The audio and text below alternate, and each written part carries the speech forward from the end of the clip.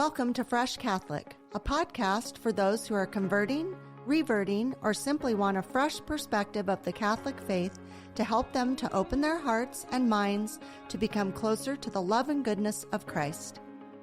My daily prayer is that I will be a bright light to others, to be filled with the love and light of Christ, so that when people look at me, they see Him radiating out from me for His glory.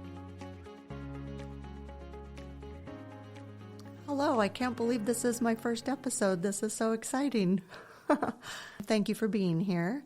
So I'm going to talk to you about just kind of my origin story, my background. I think it's important. I'm a big believer in you can't really know a person until you know where they came from, what their background is, what their family dynamic was, what, traumas they went through, what trials they went through. So just so you can get to know me better. So when we're moving forward on this podcast and I have guests or I'm talking about certain topics, you'll kind of get a sense to know, well, why does she have an opinion about this? Or why does she feel the way she does about that? I want everybody to realize right off the top that everything I say and do, there's a reason. Like, it's come from somewhere. I must have had an experience, and that's why I feel the way I do. I try to keep a very open mind and be loving and kind to people, but I've also been really hurt by a lot of people, and I've also hurt people. So, I take all that into consideration. So that being said, to start off, I am the youngest of 3 kids in my family. My brother and sister are older than I am, 8 and 10 years older than I am. So even though I had siblings, I was kind of raised as an only child in some ways because they were off doing their own thing, and then there was me. My mom and dad are very opposite types of people, and I feel like I'm such a beautiful combination of the two of them, and that's something I really love. My dad is Italian. He's very passionate. He's very fiery, very smart. I'm not saying I'm smart. I'm just saying he's smart. And he's just kind of larger than life. He's an amazing person. And my mother she's British. She's very lovely, very kind, very friendly, very charming, very well liked. She's got a very positive attitude.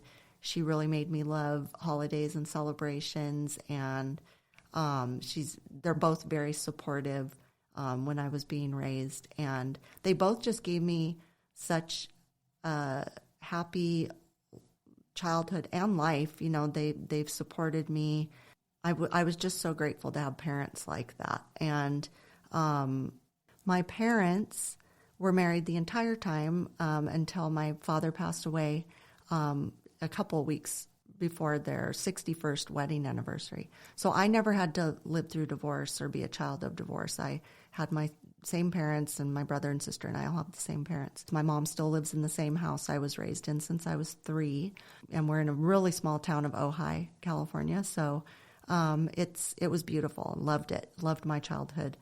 When I became about 13, everything really switched, and not in a normal teenage way. I have had 3 children. They've all been teenagers, so I can tend to see what I consider normal and what I consider not so normal. And so I believe strongly something terrible must have happened when I was 13. I have some memories of something that was probably sexually inappropriate that happened to me, and it really changed everything about me. And I blocked out a lot of that. I've never pursued it in therapy or anything. I probably should. But everything really switched. And I went from being this very secure, safe little girl to a wildcat. And I look back on that time, and my parents honestly did not know anything that was going on. They were very distracted by my sister who had just gotten married and had a baby. And so I don't blame my parents for not understanding what was going on, but I just really kind of went off the deep end. And at age 14, I started drinking. I smoked only for 1 week, cigarettes for 1 week. Thank heaven I only did it for 1 week. But, I was being rebellious, which isn't abnormal, but for me it was abnormal, I felt. Becoming sexually active at age 14, and I look back on that now and think, oh my gosh, that's crazy to me. And it didn't feel good being that way. I wasn't super happy with myself. I was just out of control. I felt I was out of control. I was, like I said, I was a wildcat.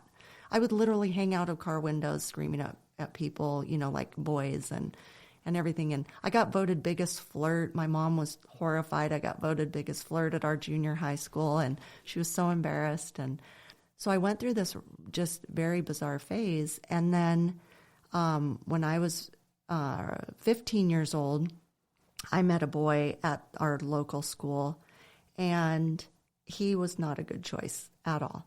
And I don't know, out of all the boys in the school, why I gravitated to him is a mystery. He was very physically abusive.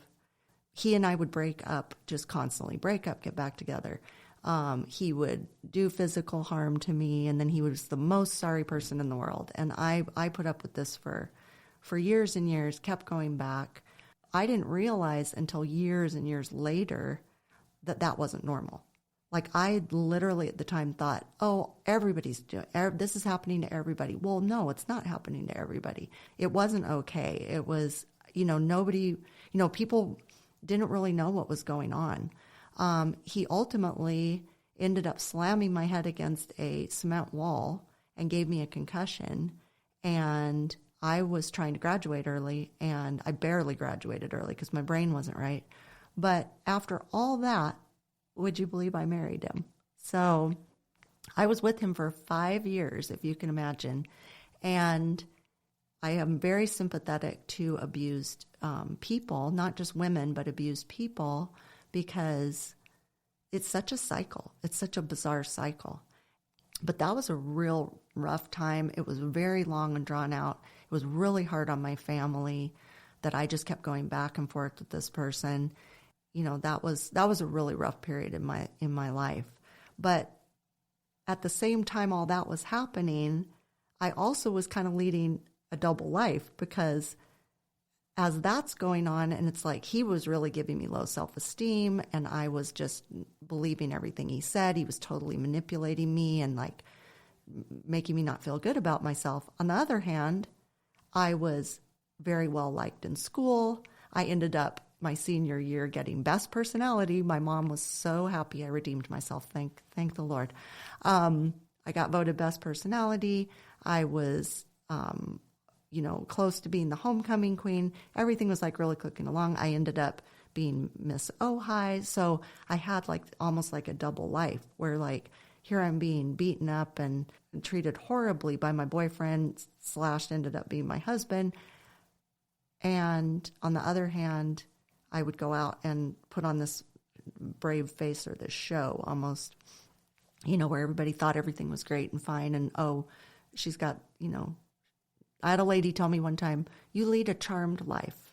And I just thought that was an interesting comment, because there have been parts of my life that have been very charmed. But, she didn't know the whole story, I suppose. I don't think any of us all really know everybody's whole story, So anyway, I made it through that. He and I got married. I was 20, and all I wanted to be was a mother. And he knew that. And he was a drug addict, and he would do drugs all day long. And so when we got married, I said, I really want to have a baby. And he promised me that he would give up his drugs. We got married in August, and then I was actively trying to get pregnant, and I wasn't getting pregnant. And by May or June, I was very heartbroken that I wasn't getting pregnant, and he confessed that he was still doing drugs. And so I said, well, that's it. Get out. Or I'm leaving, actually. I left because I said, you've been messing with me for years, but now I want to have a baby. And if you're doing drugs and you haven't quit, and I have this baby and something's the matter, I will never forgive you. I will never get over that. So I left. And he was so abusive, I had to come up with an escape story to get out of the house. And so I told him I was leaving for a week and I would come back and that I just needed a break. And so I'll never forget walking down the driveway thinking I would never make it to the end of the driveway. I thought he would come after me and attack me, and he didn't. And I made it to my parents' house. I was there a week. He came to collect me a week later, and I said I wasn't going. And he then took all my stuff and started just throwing it out on the yard. I had to have police come over and help me move out. He hit me in front of the police when I was trying to get my things. So I broke away from that, and that was quite an ordeal to get out of there. But I did break away and got back in with my parents. Then I really took another nosedive after that, and again, kind of a wildcat, kind of acting out. You know, by that time I was then a drinking age. My life was so dreary. It was so sad and dreary to me. Like when I look back on it now, even at the time, I was thinking it was so lonely. It was so empty. Even though I was going to parties all the time, I was the life of the party. I was, drinking. I was getting a lot of attention. I was very promiscuous. Everything was on paper, looked like, wow, this is a fun lifestyle. It was not fun. I would come home, in the early wee hours of the morning. I felt dirty. I felt grimy. I felt sick. I felt puffy. I just felt, toxic. And the way I was treating people was very toxic, and that's just not like me. I don't like to treat people like that. And it was just such a phase of I was lost. I was so lost. I was living with my parents, but literally I had one shelf in the refrigerator and it was filled with alcohol. Alcohol and a bag of spinach. That's what I had, which is so funny now that I look back. Funny, not funny. I had a very young boyfriend. He was much younger than me. He had just turned 18. I was 21. And I was so overpowering and mean and hurtful to him. And I look back on that now. It's one of my biggest regrets. I treated him so horribly and he didn't deserve that. And I look back and I think because I had been so controlled prior to that I felt like I needed to overpower somebody else. I mean, it's not right. It's not good, but I did that because, that's what I think I was doing. So anyway, I was with him and leading a horrible, horrible lifestyle. Just, drinking a lot, very promiscuous, cheating on him, just going out constantly, drinking, partying, dabbling in some drugs. It was just a horrible time. I'm kind of surprised I made it through that phase, to be honest with you. I had so many near misses. There were so many times I could have ended up dead in a ditch somewhere just because I was being very reckless and just not, I wasn't valuing myself. My friend group, a lot of us were kind of at the age where we were getting married young, but getting married. And one of our friends got married to this girl who was not very desirable. None of us liked her very well. And we went to his wedding and we all kind of knew it wasn't going to work out, but it ended up he literally was only married for 6 days, and she went off with another guy. And 6 days later, they got married one weekend, and she was off with another guy the following weekend. So I felt really bad for my friend because he was a really good guy, and we all felt bad for him. We kind of saw it coming, but we didn't think it was going to be 6 days, for heaven's sakes. My first marriage was 9 months, but his was 6 days. So that was a little, strange. But so that was in June. And then we hung out all summer, he and I and in our friend group. And we became kind of closer and closer as friends. And then I had this best friend that was a guy. And when we would go out dancing, I would dance with Richard every time. It would kind of protect me from having to dance with other guys. So Richard hated everybody. So if I'd say, do you like that guy? He'd go, no. Do you like that guy? No. So then when this friend of ours, was starting to kind of show interest in me, I said, well, what about John? And he goes, yes, thank God. And I said, really? And he said, yeah. I said, okay, well, I'll consider it. Okay. So then I was still kind of chicken to do that. And we had mutual friends, and I had still had that little young boyfriend. And so finally I broke up with the young boyfriend. I cut him loose. Thank God. I let that poor guy go. And that same day that I broke up with him, I went to a basketball game with another guy. So when I came back to my friend's house, John was waiting there, and I was very drunk. And I came in and I could see John was not happy. He was sitting there. He was angry. He had his arms crossed. And I think he had been waiting for me for like a few hours. And so I came in and I said, John. And he said, what? And I said, come here. And he said, why? And I said, just come here. And I said, do you like me? And he goes, yeah, stupid. We'll be right back. Rising anti-Semitism. New generations redefining how they connect with Jewish traditions. Changing dynamics among Jews around the globe. Take a deep dive into these topics and more on Mosaic, Exploring Jewish Issues, the podcast brought to you by the Jewish Federation of Palm Beach County. Hear from the thought leaders, politicians, scholars, and artists at the forefront of Jewish life today. Subscribe to Mosaic, Exploring Jewish Issues, wherever you listen to podcasts.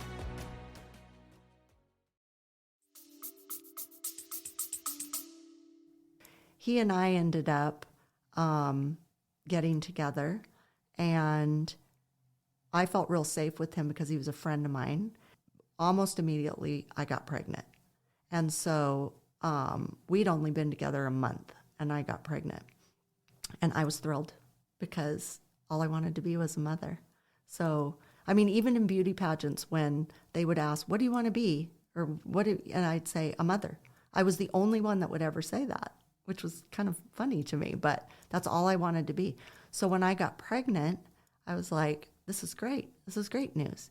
So I went to my parents, and my mom knew I loved this person, but my dad didn't. And my dad was not happy. And he was really upset. And so the next day, I was heartbroken because I thought, oh my gosh, I'm so happy about this baby. I love this person. This is what I want to do. And my dad was just not happy at all. And my dad was afraid that I was obviously getting into something too quickly. He didn't even know this person. And so he told my mother the next day, babies are always good news. So that's one of my things now. Like I remember he decided it was like, it's fine. It's a baby. It's going to be fine. And so that's why I was so relieved that it lasted so long. Ultimately, he became my husband, and we were married for 25 years. So we got married like a few days after his divorce was final. And then we had our baby boy. And that was beautiful and wonderful. And I was so happy and joyous to have this baby. And he was, he brought us closer together, the whole family. It was wonderful and beautiful. Like I turned into a whole other person, and I felt immediately better. And I was suddenly, in this little family, and, he was very protective of me, very loving to me and our baby. And, I felt so secure. And my husband worked for his father in an electrical company, and his family had just moved up near Yosemite. So we worked in Ojai for a while, and then we decided we were going to move up and be with his family, and he was going to work with his dad. That was a very difficult decision for me to leave my whole family because everybody lived in Ojai, and here I had this baby. But I wanted to go with my husband and support him. John's family, they're very Christian people. They were very Christian people. And I wasn't raised in any religion. My dad was raised Catholic, but he turned away from the Catholic Church. And my mother was raised Methodist, but we never went to church. Like if we did, it was maybe once a year, maybe, but I have no memories of church. I know I wasn't raised in any religion. I had no concept of anything about it. I mean, I knew who Jesus was. He looked like a nice man.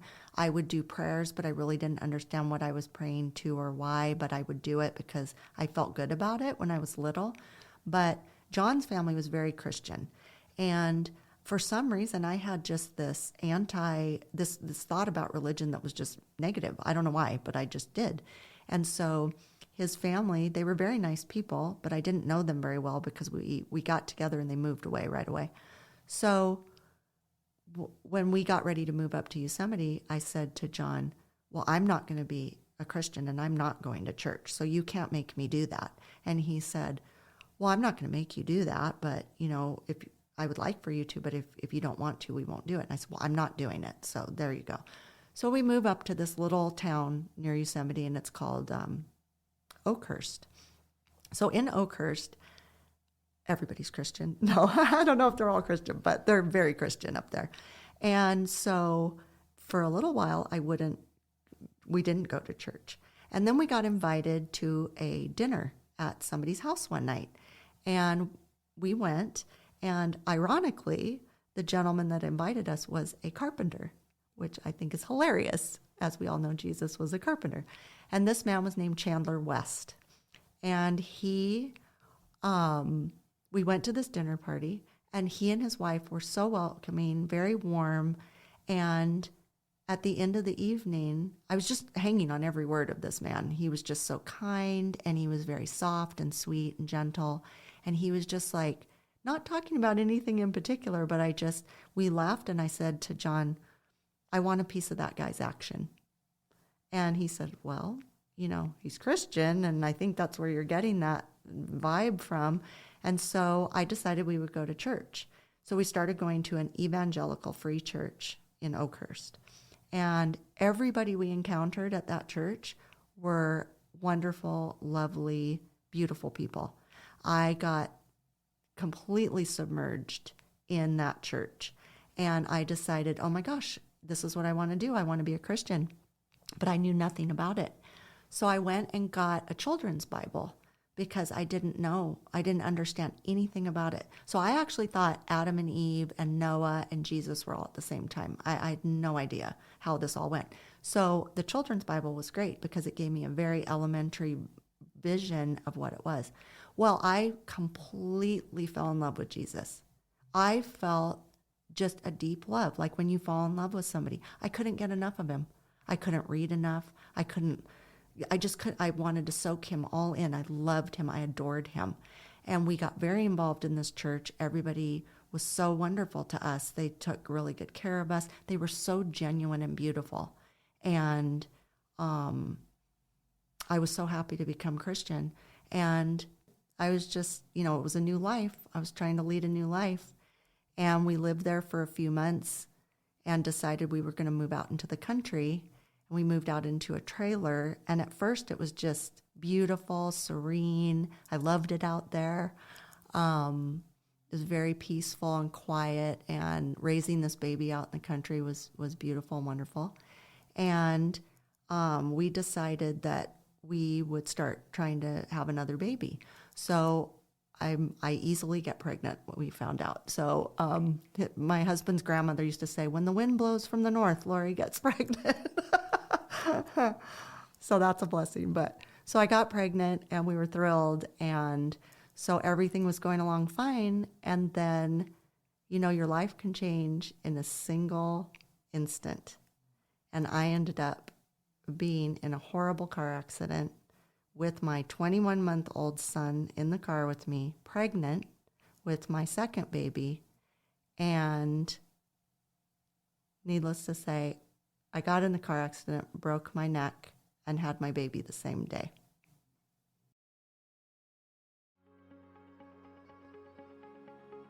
Thank you for joining me today. Now go out and be a bright light in someone's life.